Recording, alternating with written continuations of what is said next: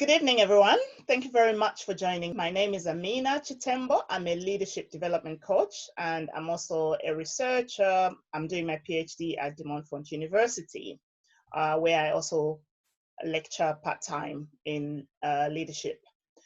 Today's session, I have met the lovely Susannah, who will introduce herself.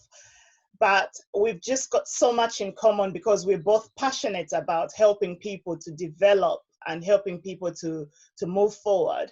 And we both, as women, we both know how important it is to get more women into leadership positions, decision-making positions, especially within organizations. So I think the session today, we're going to focus a lot on women. So I'll let Susannah introduce herself before we start. Oh, thank you so much for that introduction, Amina. And it's great to meet you. I got so excited when I saw your profile on LinkedIn. I thought, this is a lady that understands the issues that are important to me. Yes, so my day job is I am actually a Scrum Master now. So I work in Agile, but the passion that's been really, really close to my heart for nearly 20 years in my career is education. So in another role as a consultant, I work as an education strategist. So I've had the great pleasure and privilege of working with places like the Adult Learning Service up in Manchester at the council, and really just championing education in all its forms. And as you've just described, you know, obviously as a woman and also particularly forging my way into this new career, you know, and retraining, I've really kind of had to be quite determined about that, you know, and, you know, focused, and here I am. I like the way you put it. That's it, because sometimes as women, we have to retrain and think again about our careers and then reposition ourselves almost. And also, once you sort of like realize where you are in your life, and if you don't like where you are, you try and find another way of moving forward. So it's very, very interesting that we're both doing that, because I had to do that to restart to go and do my PhD. I had to think, okay, where do I want to go next? What am I getting at the moment? What's missing? And for me, I felt, because of my passion of helping women, I wanted to find out a few more things through academia in terms of the sort of like the patterns that I was seeing with the women that I was working with. And I thought I would go forward and learn more, then I can help more people. Definitely, yeah. And I mean, I think that, you know, your kind of background and, you know, having that underpinning academia and research, you know, I think that's such an important voice to have. And I think, you know, it's a really powerful thing as well, that if for any reason there are, you know, women, you know, or older girls that are trying to formulate explanations or rationale for why they're choosing what they're choosing in their life, actually having those voices in academia and research, you know, evidence-based, statistics or arguments, I think that is such you know, a powerful tool for women to have, you know. So I think that's terrific that you're exploring, you know, your passion in that academic context, Amina. Yeah, interesting. And, you know, as I asked you over the weekend, I was like, Scrum Master, what does that mean? You know, I'm a 41-year-old woman. I've got 3 children. I've had to kind of recreate, you know, myself in some ways in order to survive, in order to, you know, provide for my children, in order to get ahead. But equally, I think that that's a challenge that faces many women our age. Why is it so important for women to seek out leadership positions, as in organizational leadership positions, in your opinion? Yeah, I mean, I think, and you know, you'll relate to this as a mum as well.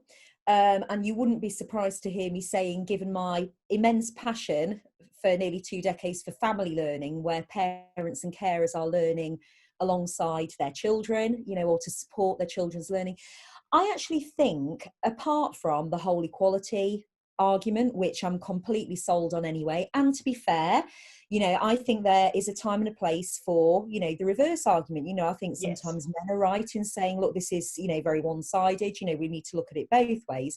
But I personally think in terms of the leadership dynamic and looking at the figures in terms of females in senior positions in organisations, I actually feel a duty as a mother to model that kind of campaigning and, you know, navigating that system.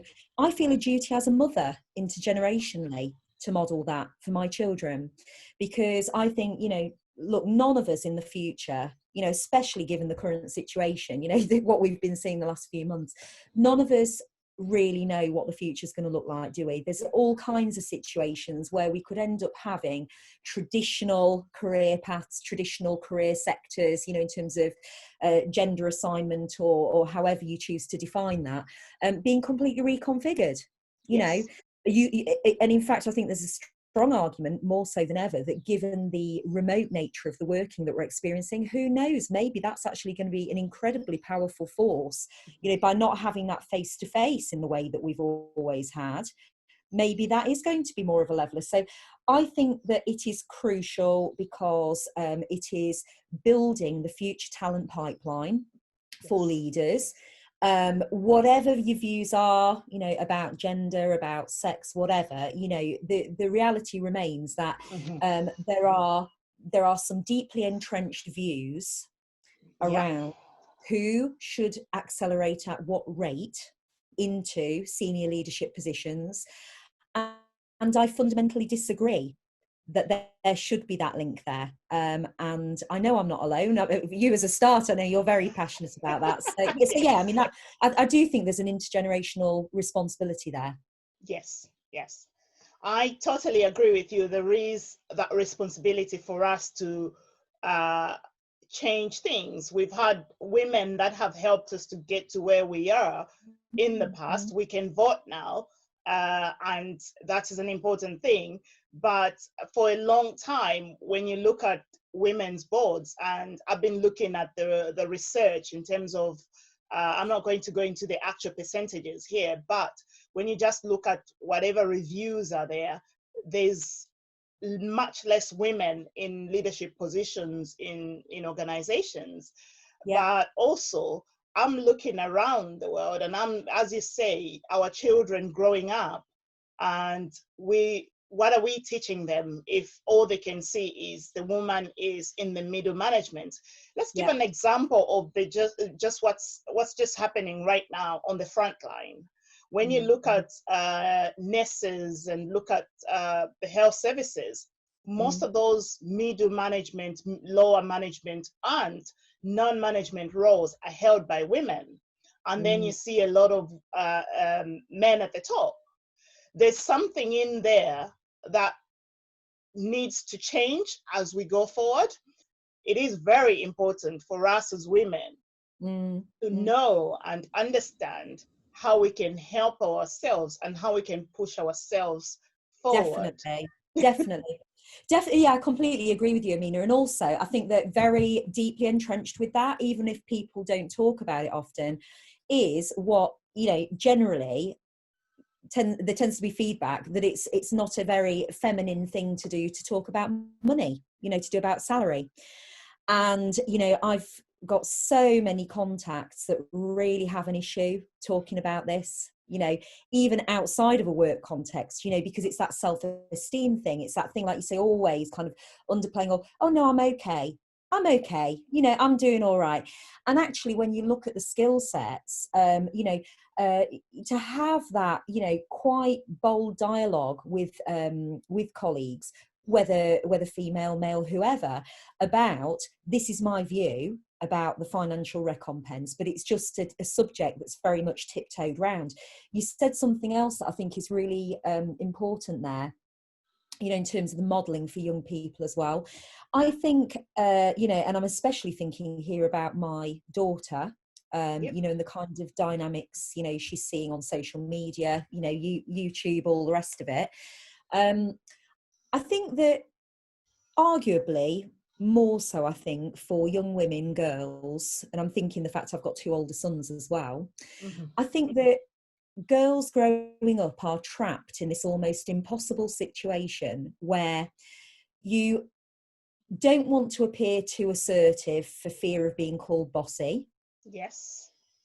So you back off, which means that you either settle Yep. for whatever your life narrative or those around you think you should be doing, or that you perceive they think you should be doing, or the least path of resistance, those kind of classic predictable roles for girls. But then I think that there's a lot of pressure also for, from an early age, it not to be okay to take your time choosing your path. Yes. So those girls and young women that might actually be very bright, very switched on, very capable, that perhaps don't quite have a sense yet, you know, they're finding their feet, they're growing up, they're finding their path in life, but they fear committing too early to something. Yeah.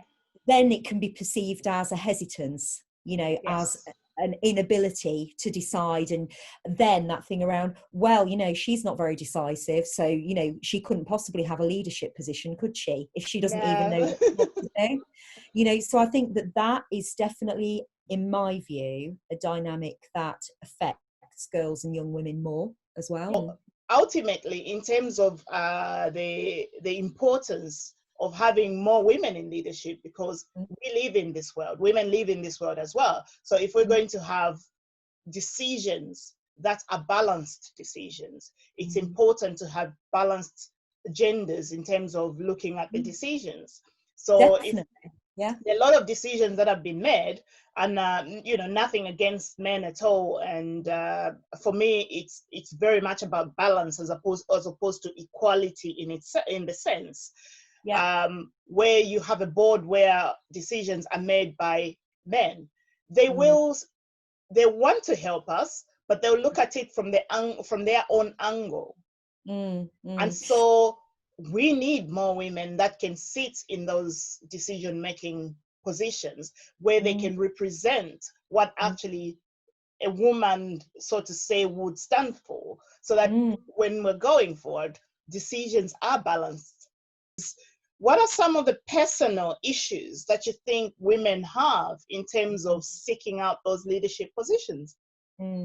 Well, and again, I mean, you'll relate to this. I mean, childcare, I think, is a huge one. And not only the childcare, actually, not only the practical, I think deeper than that. I think that, you know, certainly, I mean, I grew up, you know, being very ambitious, but being very maternal. I mean, I knew when I was a little girl, you know, I had a very clear vision about the fact, you know, I wanted several children. And trying to balance that identity on the one hand of being a mummy, and then on the other hand being, you know, a high-flying businesswoman, bringing Can you positive do it change, all? transforming the universe.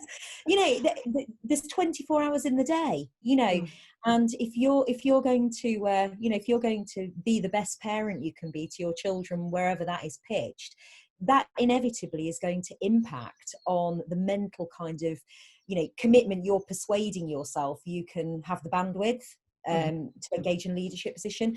Now, I mean, I've always been really lucky in that respect, because, you know, the kids have always been very supportive of me. You know, they've sort of seen me working from when they were young, and they kind of get, you know, that's an important thing to me, as is being a parent. But yeah, I think that's a huge challenge for women in terms of seeking out leadership positions. I think that's, you are right there in terms of when you have where are your priorities? Where are your priorities? And one of the things that I have been looking at is, where do we put our priorities as women? So in terms of, in my case, if you have children, you and I have children, so that will play a big part in terms of our decisions and what we do. But there are women that don't have children. There are women that have support. You know, in my life, I've always been married, and in terms of my first marriage, it was more of a balancing act of we had to find somebody to help, because I've always been, you know, career orientated as a woman, which sometimes can be one of the things that stops people from moving forward in terms of that battle within ourselves. Is it okay to love my career so much and then have children? Am I being fair to my family? Am I being fair to my children? And every woman is different. But from my point of view, in terms of my, the way I looked at it is, I came from a background where I didn't have much. And, you know, I came into the UK in 2001. And starting off where I felt I need to work hard so that my children can have more. And so I put myself out there and gone for things that I've wanted to do most of the times. But in the last question, you know, you referred to the thing around, you know, we don't always give ourselves the time to stop and reflect on what we want. Yes. And I think personally that there is a, you know, again, there are exceptions, but I think as a general rule, traditionally there's been a perception that women have placed on themselves that it is selfish to put yourself first. Yes. Yeah, that actually, if there are other people that want you, that need you, that takes precedence, and that to put yourself first in that queue is selfish. Yeah. And I think that is a huge self-imposition of guilt that many women face day in, day out, repeatedly. And I have to say, I mean, I had to make, it was probably about 5 years ago, and it's through kind of my own kind of coaching background, but also, you know, through my own kind of self-discovery and meditation and so forth. You know, I've had to teach myself, I have had to train myself to stop making that mental connection. And, you know, that's where I started to see progress, you know, in my career, because I was insisting mentally, I was detaching in terms of thinking, oh, I could really do with that half hour to do that. And instead of telling myself, no, that's selfish, you know, by breaking that mental connection with enough practice, it was very freeing. And I do think that is a, you know, it's a tricky skill to learn. And I think people are racked with guilt over it. You know, it's going to be a game changer. I think it is a game changer. That's the way I've looked at it, because I've always looked at, there's always a way of moving forwards. So sometimes when I'm coaching somebody, and these are, you know, what we're talking about here, these are the things that come out. So somebody comes to me, and most of the times people will come because they're a bit frustrated in their job, or their boss has said, you need some coaching externally to go, you know, to move forward, or they're being prepared for a position. But most of the times it's because they pay for themselves, and they'll come because they feel like they've been working so hard and nobody's noticing the work that they're doing, because somehow a man has been promoted, or somebody new who has come from a graduate program has come now, is their boss, and been in that position for a long time. And mostly the question I ask is, so what have you done about it? What are you doing about it? And usually is, oh, you know, what am I supposed to do about it? They see, because my boss is always giving me a lot more work and stuff like that, because they know I'm competent. So I said, okay, so when was the last time there was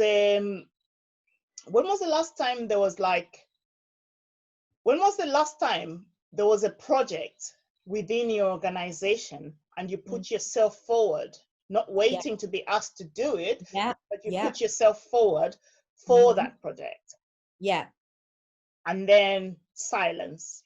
And then the other question I like asking is, in your current position, you're not happy. How many times, or have you considered moving from that position? So in which case, how many applications have you made in the last 6 months? And those metrics are really interesting, aren't they? Because I think, again, and I'm not saying that it's something that all women don't approach it with, but I think there's a tendency to see things kind of more kind of, yeah, dare I say it, 50 shades of grey, you know, sort of not very kind of clear cut.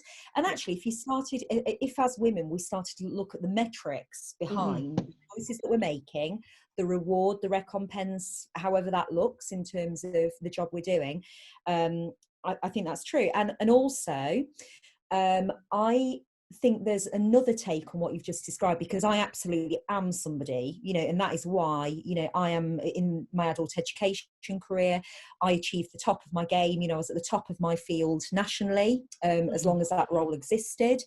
And I'm absolutely determined, you know, that in the future, same with Agile and Scrum, you know, I am going to work to a high level. You know, I've got big goals. I've got big dreams of where I want to take my passion for that agenda. You know, how I want to empower people, bring joy to people's lives, and obviously, female empowerment is going to be a really crucial part of that. It is. Now, the flip side of it is that whilst I am somebody that is really good at multitasking, I enjoy multitasking, I'm used to it. You know, I mean, in my career portfolio, out of lockdown, I've got 7 different types of work in my career portfolio. So I'm used to changing context. However, again, I think that is a skill set, that is a journey that a lot of women would have to try really hard to make.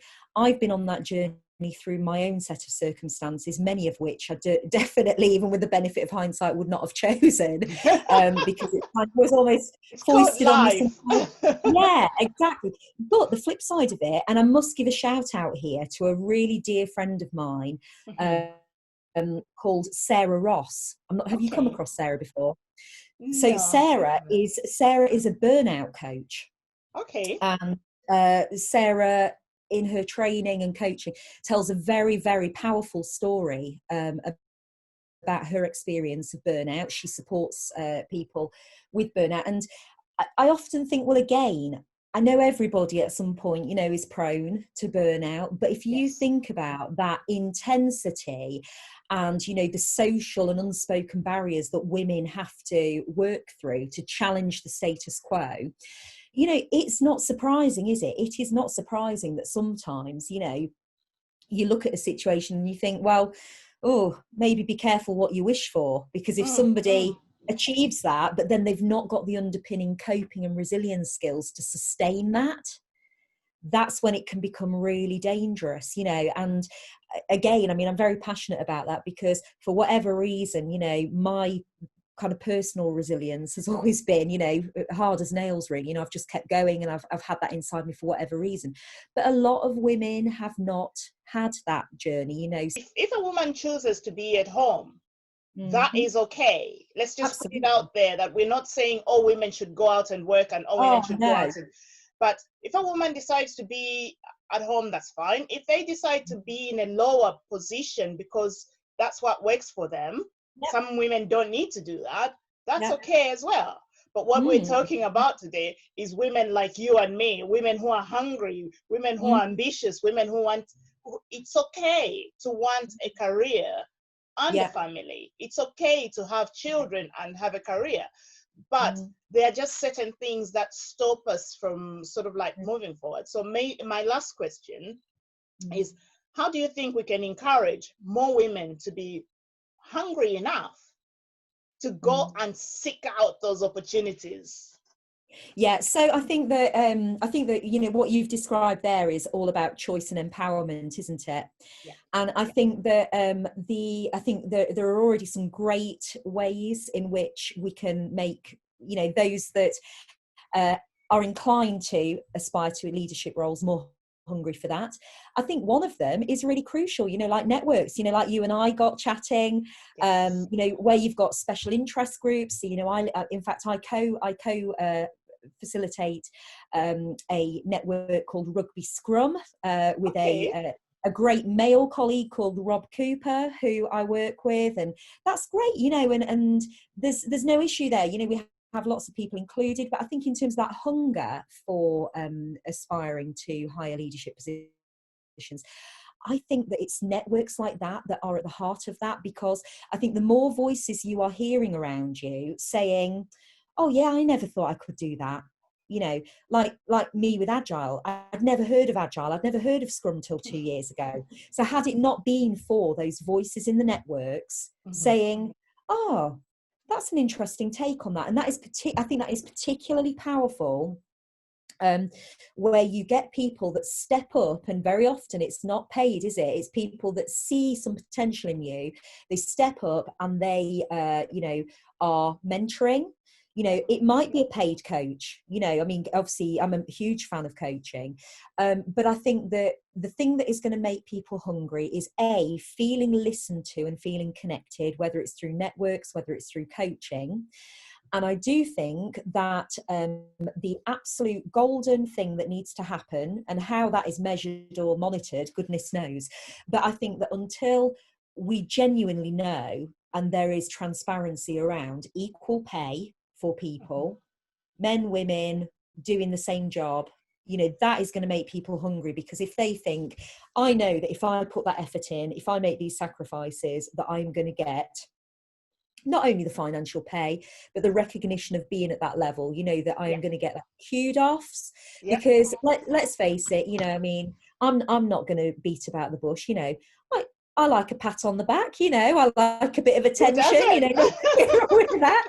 And, you know, I think that again, you know, until that is viewed as an acceptable thing, I don't think people are going to be as hungry, because they'll think, well, I could do all this work and actually I'm not going to get equal pay, or I'm not going to get the kudos. So why bother? How about you? What do you think? What do you think's So I like what you've just said there. You know, equal pay, recognition, all those are very, very important things. And I think adding on to those things, really, it's about looking at yourself and self-reflecting in terms of, how can I get myself to the next level? And what is that next level? Until you know where you're going, it's very difficult for you to go and seek out those networks. Another thing that I find is because there can be quite a bit of self-doubt in terms of how much you know, is find somebody else to mentor.